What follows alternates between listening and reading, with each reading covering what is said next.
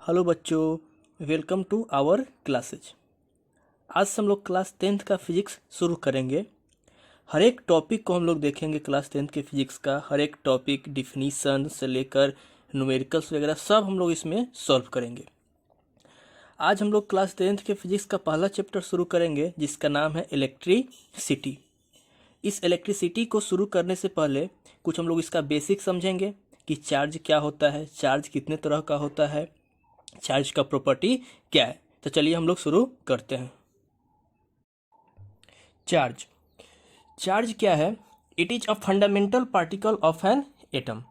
ये किसी भी एटम का एक फंडामेंटल पार्टिकल होता है जिसको हम लोग क्या बोलते हैं? चार्ज बोलते हैं। तो फंडामेंटल पार्टिकल एटम का क्या होता है? इलेक्ट्रॉन, प्रोटॉन और न्यूट्रॉन। तो इलेक्ट्रॉन और प्रोटॉन पे क्या होता है? चार्ज होता है। इलेक्ट्रॉन पे माइनस चार्ज, प्रोटॉन पे कौन सा चार्ज? Plus charge. यानी कि ये दोनों कहाँ पाया जाता है? एटम में। तो इसलिए हम लोग क्या बोलते हैं चार्ज को charge is a fundamental particle of an atom. अगर हम दूसरे शब्दों में अगर चार्ज को डिफाइन करें तो चार्ज क्या होता है? It is a property of matter that causes it to experience a force when placed in an electromagnetic field. यानी मैटर का वह प्रॉपर्टी है। चार्ज क्या है? मैटर का वह प्रॉपर्टी है जो उसमें एक फोर्स एक्सपीरियंस करता है या फिर फोर्स को प्रोड्यूस करता है। कब? जब उसे हम लोग प्लेस करते हैं कहाँ पे? इलेक्ट्रोमैग्नेटिक फील्ड में। तब जनरली हम लोग चार्ज को क्यू से इंडिकेट करते हैं। या तो स्मॉल क्यू भी ले सकते हैं या फिर कैपिटल क्यू ले सकते हैं। यानी it is denoted by small Q या फिर कैपिटल क्यू। चार्ज का जो एसआई यूनिट होता है वो होता है कूलम्ब। यानी चार्ज को हम लोग कैसे मेजर करते हैं? इन कूलम्ब। यानी चार्ज का ऐसा यूनिट क्या होता है? कूलम्ब। और कूलम्ब को हम लोग शॉर्ट में रिप्रेजेंट करते हैं कैपिटल सी से। किससे? कैपिटल सी से। अगर हम लोग सीजीएस यूनिट बात करें चार्ज का तो ये तो होता क्या है? Electrostatics unit. यानी सीजीएस यूनिट ऑफ चार्ज होता है इलेक्ट्रोस्टैटिक्स यूनिट। इसको हम लोग शॉर्ट में क्या लिखते हैं? ईएसयू। क्या लिखते हैं? ईएसयू का मतलब इलेक्ट्रोस्टैटिक्स यूनिट। या फिर ईएसयू के जगह पर हम लोग लिख सकते हैं क्या चीज? Stat coulomb. यानी कि कूलम्ब है ऐसा यूनिट और सीजीएस में हम लोग क्या लिख सकते हैं? Stat coulomb. अगर हम 1 कूलम्ब का बात करें कि 1 कूलम्ब में कितना होता है चार्ज इन सीजीएस यूनिट में, तो कितना होता है? 3 इंटू 10⁹ ESU। यानी 3 पे कितना जीरो? 3 पे 9 जीरो, इतना ESU होता है। यानी कि 1 coulomb equal to 3 into 10⁻⁹ ESU। Charge को बेसिकली 2 टाइप में हम लोग डिवाइड करते हैं। यूनिवर्स में जितने भी चार्ज होते हैं उसको हम लोग बेसिकली 2 भाग में डिवाइड करते हैं।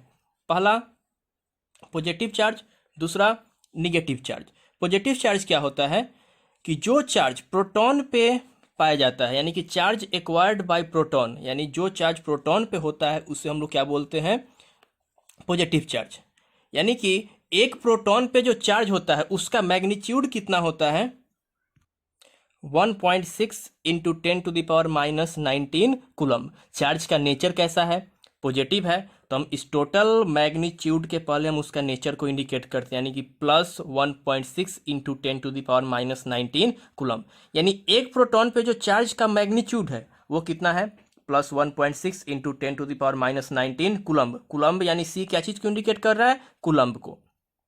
दूसरा है मेरा निगेटिव चार्ज। निगेटिव चार्ज क्या होता है कि जो चार्ज इलेक्ट्रॉन पे होता है, यानी कि चार्ज एक्वायर्ड बाय इलेक्ट्रॉन, उसको हम लोग क्या बोलते हैं? निगेटिव चार्ज बोलते हैं। कौन सा चार्ज? Negative charge. यानी कि एक इलेक्ट्रॉन पे अगर हम लोग चार्ज का बात करते हैं तो एक इलेक्ट्रॉन पे जो चार्ज होता है वो प्रोटॉन के बराबर ही होता है। किसके बराबर? प्रोटॉन के बराबर ही, लेकिन उसका नेचर डिफरेंट होता है। इस पे प्लस और यहाँ पे क्या चीज? माइनस। यानी कि माइनस 1.6 इंटू 10⁻⁻19 कूलम्ब। यानी कि एक इलेक्ट्रॉन पे जो चार्ज होता है वो कितना होता है? 1.6 इंटू 10⁻⁻19 कूलम्ब, लेकिन उसका नेचर कैसा है? निगेटिव है। एक कूलम्ब चार्ज में कितना इलेक्ट्रॉन होता है उसको हम लोग फाइंड करते हैं, यानी कि number of electron present in 1 coulomb of charge. हम लोग पीछे देखे हैं कि एक इलेक्ट्रॉन पे चार्ज कितना था? 1.6 इंटू 10⁻⁻19 कूलम्ब।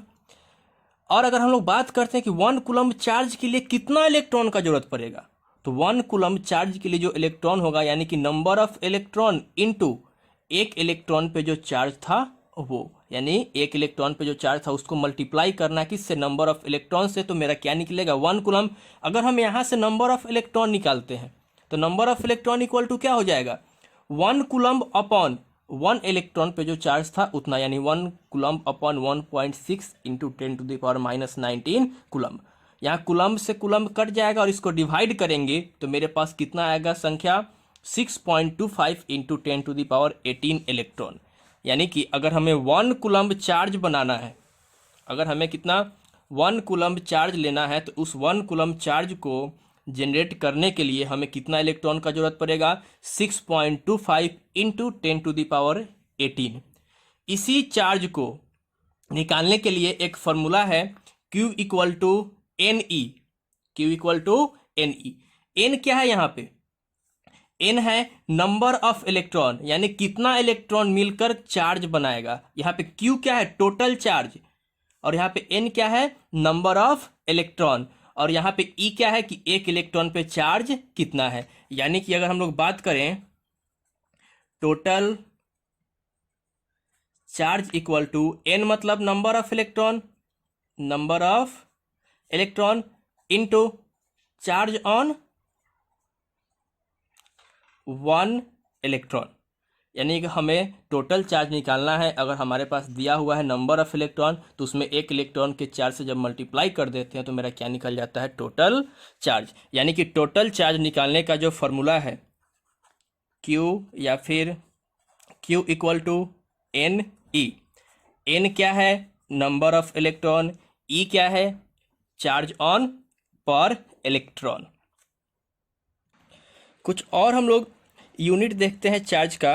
अगर हम लोग बात करें 1 मिली कूलम्ब का तो 1 मिली कूलम्ब में कितना होता है, 10⁻³ कूलम्ब। अगर हम लोग बात करें 1 माइक्रो कूलम्ब का तो 1 माइक्रो कूलम्ब में कितना होता है, 10⁻⁻6 कूलम्ब। कितना, -6 कूलम्ब। ये दो इम्पॉर्टेंट है। अगर हम कुछ बड़ा यूनिट चार्ज का देखें तो 1 किलो कूलम्ब, तो 1 किलो कूलम्ब में कितना होता है, 10⁻³ कूलम्ब। 1 मेगा कूलम्ब, तो 1 मेगा कूलम्ब में कितना होता है, 10⁻6 कूलम्ब।